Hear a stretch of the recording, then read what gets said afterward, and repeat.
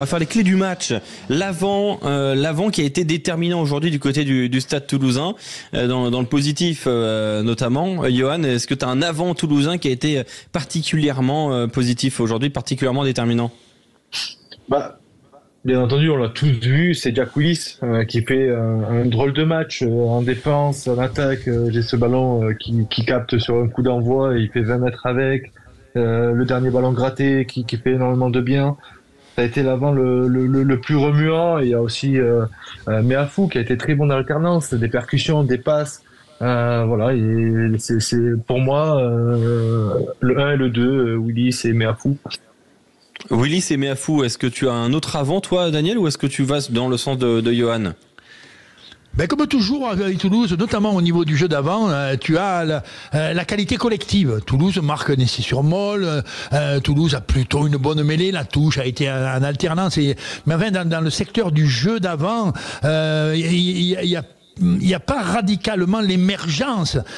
Tu vois, on a vu quelquefois le gouléian, pour ne pas dire le goinfre, un petit peu Peato Movaca à travers le temps qui profite de quelques ballons, mais sinon, Toulouse est humble dans son jeu d'avant. Et aujourd'hui, on voit effectivement encore un humble, ou tout au moins les humbles les plus forts dans le rude.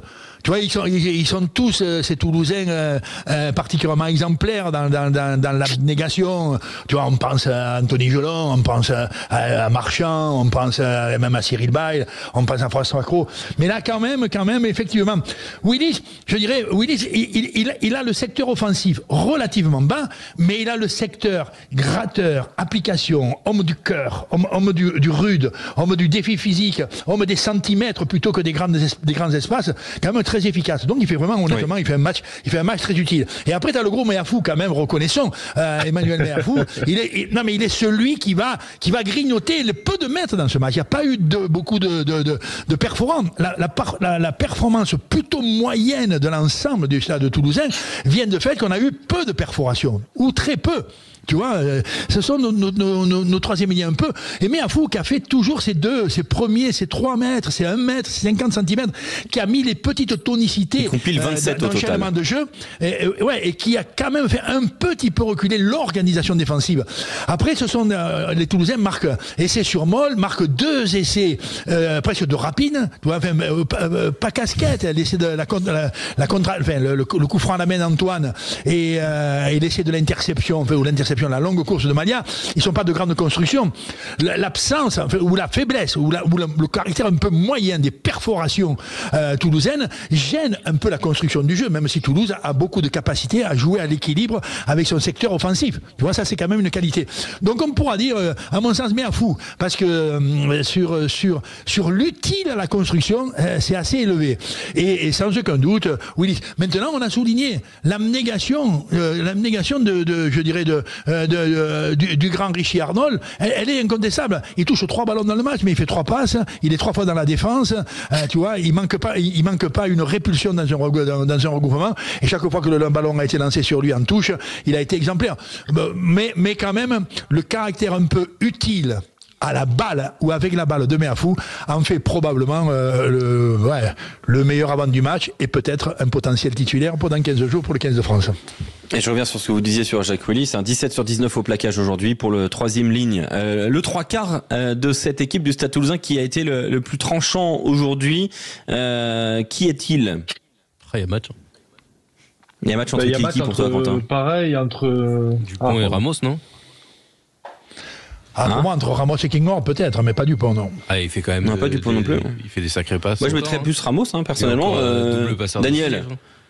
Oui, mais il me semble, si on regarde, d'abord, il n'y a pas eu énormément de construction derrière, quand même.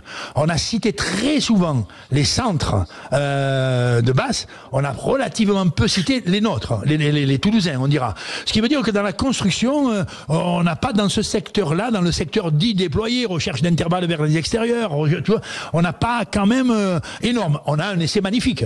L'essai à 10 minutes de la fin sur une construction avec la redoublée et la double sautée de Thomas Ramos, il est remarquable.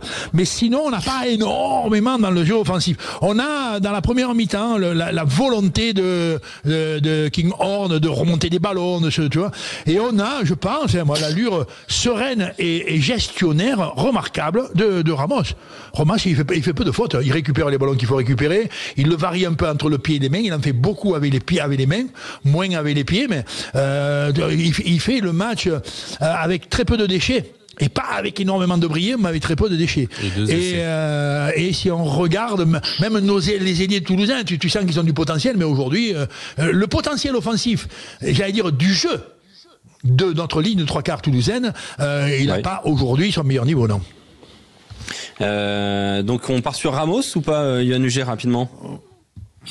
Aujourd'hui, la construction offensive du Stade Toulousain, bien sûr, elle a été mise à mal. Elle a été mise à mal parce qu'on a une équipe de base qui était très costaud sur les passes d'erreur, qui a ralenti les ballons, qui a été très présente défensivement et offensivement, qui a un peu perturbé les Toulousains. Donc, on recherche aujourd'hui, c'est sûr que l'offensive et cette équipe offensive dont on a l'habitude de voir depuis le début de cette compétition, on l'a pas trouvé aujourd'hui, mais on a eu une équipe toulousaine qui s'est à contrario, rabattue en défense, qui a été très pertinente, très propre, j'ai trouvé. Et pour moi, c'est le régulateur depuis des années. Mais comme il fait toujours des matchs comme ça, c'est normal.